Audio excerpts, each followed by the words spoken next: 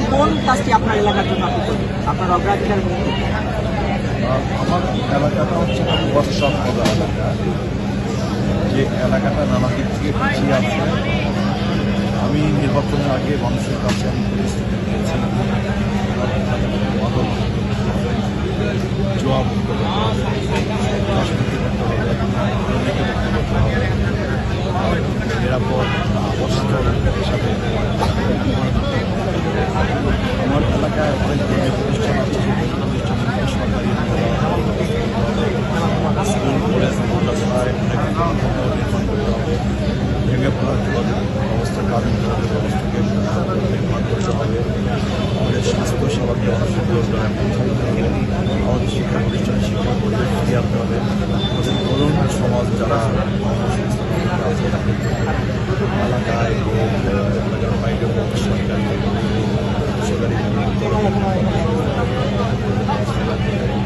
হচ্ছে আমি আমার সবাই মিলে আমরা নিরাপদ সমাজ আমাদের করতে চাই।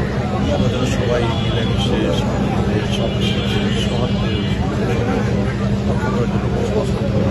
ছিল আমার বছরের আগে আমার এলাকায় আমার প্রতিষ্ঠা দিয়ে আমি আমার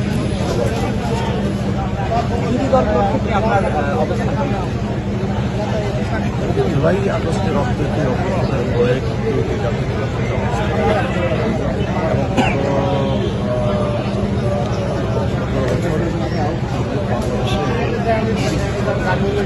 বাংলাদেশে আমরা এই জাতীয় হাতের পরে জনগণের ভোটে নির্বাচিত প্রতিনিধিরা কিন্তু এই এবারই বহু বছর পরে আবার সুষ্ঠু নির্বাচনের মাধ্যমে জনগণের ভোটে নির্বাচিত জনপ্রতিনিধিরা ভারতীয় জাতীয় সংসদে প্রবেশ করে আজকে সুফল গ্রহণ করবেন জনগণের জন্য, রাষ্ট্রের জন্য, জনগণের কল্যাণের জন্য, রাষ্ট্রের কল্যাণের জন্য। আমাদের দলের নেতা তিনি এখন কিছুক্ষণের মধ্যেই হিসেবে শপথ গ্রহণ করবেন। দেশবাসীর সঙ্গে একটি কর্মসূচি হাজির করেছেন এবং দেশ গঠনের পরিকল্পনা, রাষ্ট্র গঠনের পরিকল্পনা নিয়ে হাজির করেছেন। আমরা বিশ্বাস করি জনগণ যে আস্থা আমাদের নেতা তারেক রহমান উপস্থাপন করেছেন, আমাদের দল বিএনপির উপস্থাপন করেছেন, আমাদের উপস্থাপন করেছেন, আমি মনে করি আমাদের তাদের উপর অনেক বড় দায়িত্ব জনগণ পালন করেছেন। এই দায়িত্ব পালন করতেই হবে।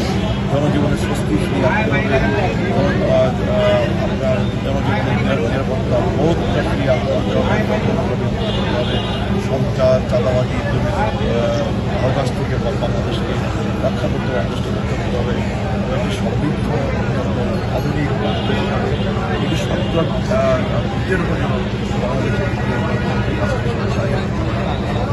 তার জন্য সরকারি দল যারা আছেন বিশেষ করে জুলাইয়ের যে ৭৮ আমাদের মহান পরিবার সবাই দলের সবথেকে বড় করে তাদেরকে